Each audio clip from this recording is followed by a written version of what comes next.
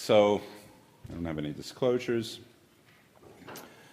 So traditionally, when I trained in my early years of practicing, the traditional practice was that we were taught that there is no role for any local therapy in metastatic disease. And this wasn't just for prostate, it was for most sites of the body.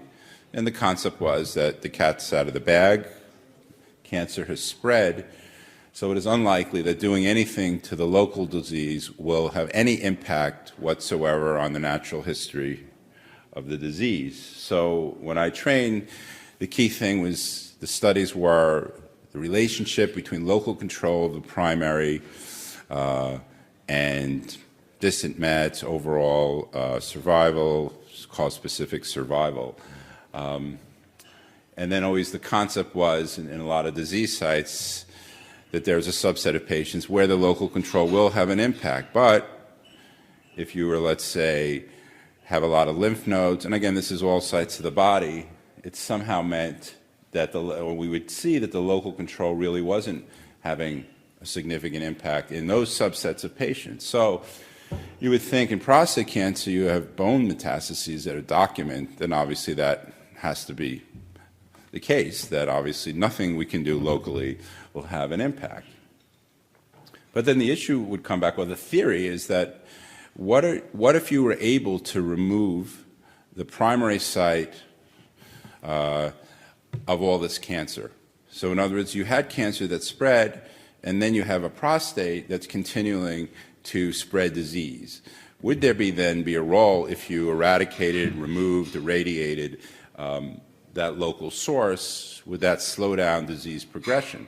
And since the paradigm of treating metastatic prostate cancer, I believe, has changed with so many new agents and different approaches, perhaps this is one approach that we should consider.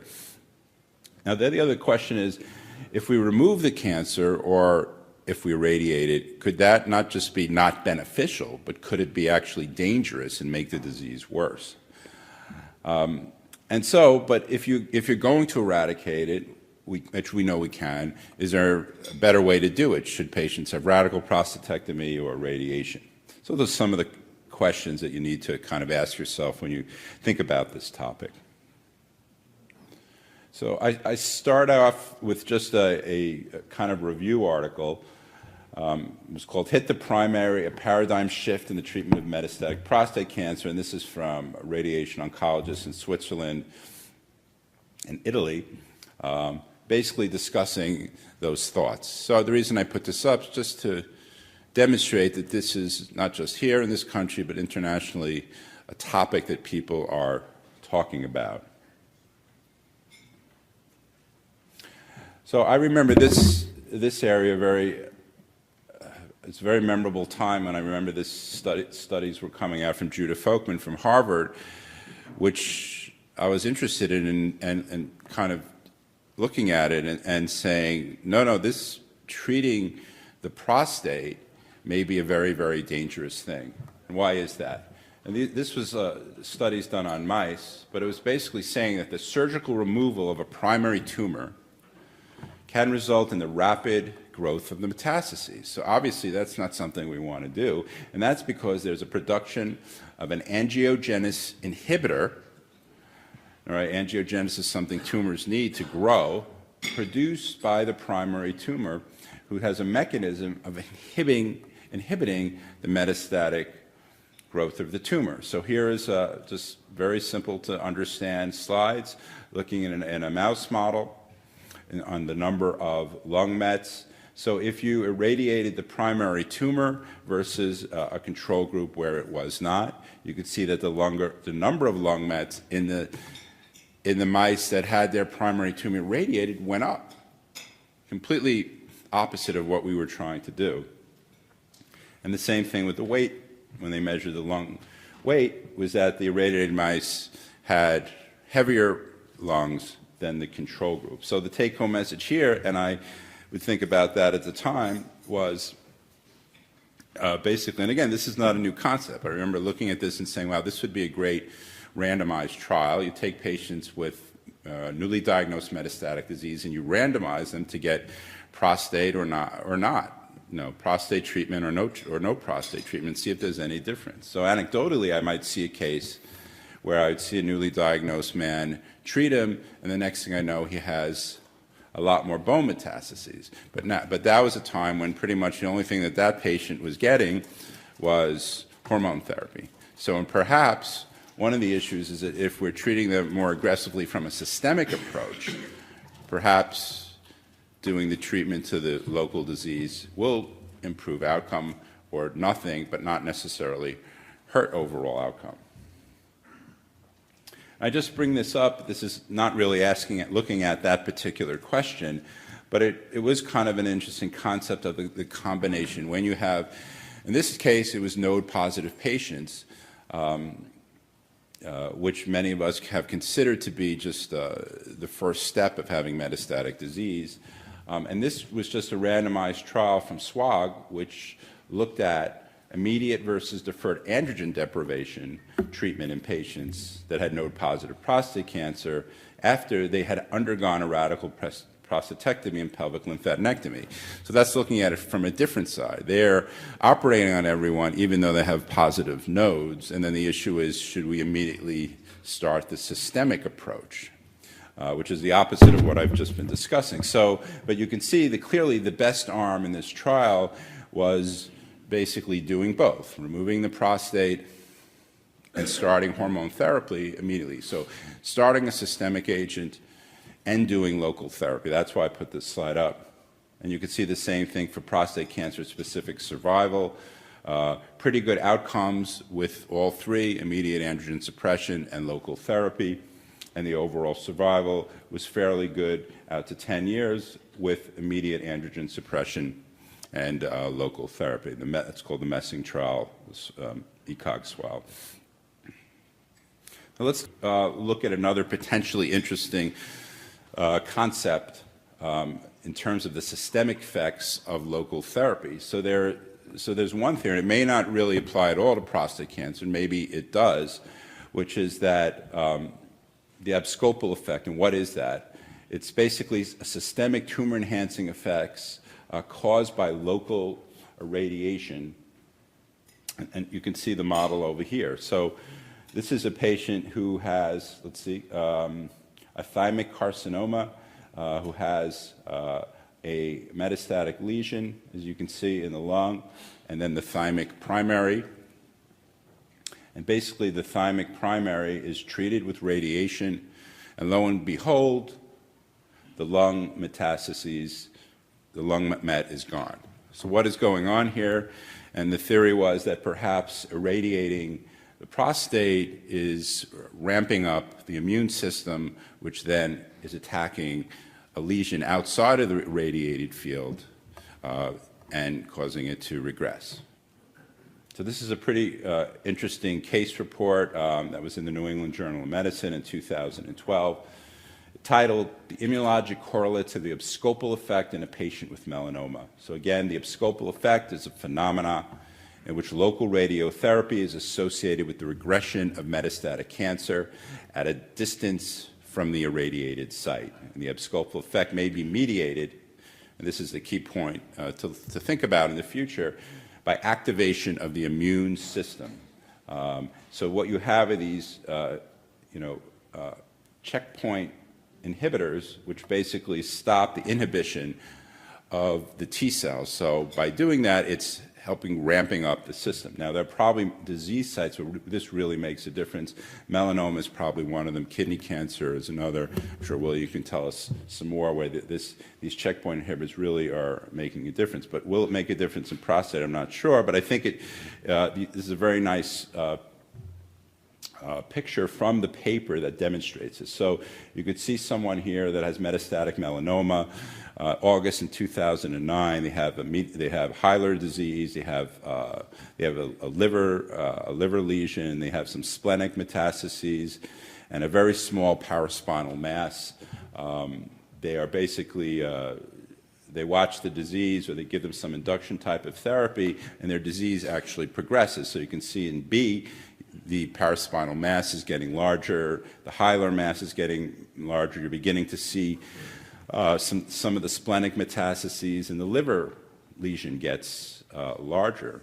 And then what happens is that the decision is made to deliver radiation therapy. Now, what kind of radiation therapy is given? Well, one of the sites is attacked that maybe they felt was the primary lesion, which is this paraspinal mass. So you can look down where it says December 2010, and that's the paraspinal mass. You can see for radiation oncologists, the isodose lines using probably IMRT to treat it. Great. And then what you can see over the subsequent months that go by, so in column C, you're seeing everything, maybe right at the peak. Right after that, you're seeing, still a large lesion, still the splenic mass, hilar mass. You see that large paraspinal mass, but then you kind of go forward a couple of months, and all of a sudden, the paraspinal mass is gone from the radiation, but the other lesions also begin. Look at the liver lesion getting smaller, and in October, everything is gone. So this is kind of the prime example of the abscopal effect. So the real issue is, could we see that in prostate cancer? Is it possible to irradiate the prostate cancer and see regression of the metastatic lesions? So now I want to just kind of go over what we have and what I think is the basis of some of the excitement to do this. And most of this data are taken from data registries. So these are not prospective trials. These are trials that have not been designed to test this. It's a retrospective look back at how patients were treated. And you can imagine, and I'll say this really now before I start doing this, the one major, and let's say it is a major deficiency of this, is that, as you can imagine, in a setting of looking at databases where people treated patients according to what they thought was in the patient's best interest, by definition, patients that perhaps would get a radical prostatectomy or radiation or brachytherapy were probably the ones that had the minimal amount of metastatic disease, had the best performance status, and perhaps the least aggressive disease of those patients with metastatic disease, because there was that selection bias clearly in every one of the studies that I'm going to show you, and I think that's important to keep in mind when you look at it. So this is just basically a study from the Munich Cancer Registry showing you the overall survival of patients with node-positive cancer. And on the overall survival, you can see that as the number of lymph nodes increase, this is why I said the lymph node disease is kind of the beginning of metastatic disease, because obviously patients that had greater than 4 lymph nodes, their overall survival is going down, that even by 5 years, 50% of the patients have died of their disease. So clearly based on that. So if you're choosing, for instance, if you were to choose only your L1 patients or one lymph node, and those are the ones you operated on, and the L4 patients are the ones that you just gave hormone therapy, you would perhaps falsely attribute the success to the local treatment, just to keep that in mind. But in this study, they did look at the patients that had radical prostatectomies and those that did not. And as you can see, the patients that did not have radical prostatectomy did significantly worse in terms of overall survival compared to the blue line, which is patients that underwent a radical prostatectomy, suggesting that removing the primary site does improve outcome. So this is another one of these type studies, a SEER-based study. For those of you who don't understand or have never heard about it, SEER are basically it's a database of Medicare patients that you can tap into and look at some of these things. So again, the title is, Might Men Diagnosed with Metastatic Prostate Cancer Benefit from Definitive Treatment of the Primary Tumor? A SEER-based study. And so they had 3 arms here. They had brachytherapy, radical prostatectomy, and no local therapy. And what you can see is the patients that had no local therapy did significantly worse in terms of their survival probability. And the patients that did the best are the ones that had a radical prostatectomy, and those patients even did better than those that had brachytherapy in this study. So if you look at even the bottom, the cumulative incidence of prostate cancer-specific mortality, the highest mortality was seen in those patients that didn't get brachytherapy or surgery, and the best or the lowest death rate was seen in the radical prostatectomy. I think this was probably one of the papers that really got this going in the United States. So again, another paper looking at a similar thing titled Identifying Optimal Candidates for Local Treatment of the Primary Tumor Among Patients Diagnosed with Metastatic Prostate Cancer, another SEER-based study. And again, to read what it says, at multivariate analysis, all predictors were significantly associated with cause-specific mortality. Local treatment of the primary tumor compared with no local treatment conferred a higher cause-specific free survival in patients with predicted cause-specific mortality risk less than 40%. Okay, so again, they were selecting out patients that perhaps were the best actors, but in this study you can see at least out to about 45 months that the patients that had local treatment had greater cause-specific free survival at 3 years compared to those patients that received no local treatment, again suggesting that there might be this role. So this is another paper that came from the Munich Cancer Registry, again looking at the role of radical prostatectomy in the metastatic setting. Then you see the arms on the right. There was the blue line, radical prostatectomy, the pink, which is radiation, one just androgen deprivation therapy, and then another group of others. But the patients that did the best in terms of survival were those that had the radical prostatectomy. The radiation arm in this study did not do as well. But again, this could all be based on selection bias. Another study out of Germany, same concept, cytoreductive radical prostatectomy for metastatic cancer, looking at having a BNED survival and a cause-specific survival, again favoring those patients that had the radical prostatectomy. So really that's a lot of the data that we've kind of based this concept on. And then the issue is anyone doing this with radiation? Perhaps as radiation oncologists, we tend to see maybe the more advanced patients, and when they're referred to us with metastatic disease, we're usually sent, our role is usually to palliate bone metastases. So maybe we're not seeing this, but this is just a small article from Japan where they have a schema to take patients who have metastatic prostate cancer and give them intraoperative radiation, 3 gray and 2 daily fractions delivered to the prostate.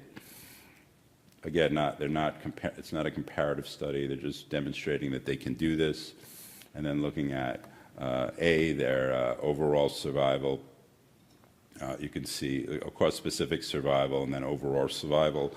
And you can see that, again, the results look fairly decent, but again, you can't really make very much of it other than you can do this. So, and finally, again, not much that's kind of out there, but this came out this year, entitled "Local Therapy Improves Overall Survival in Patients with Newly Diagnosed Metastatic Prostate Cancer."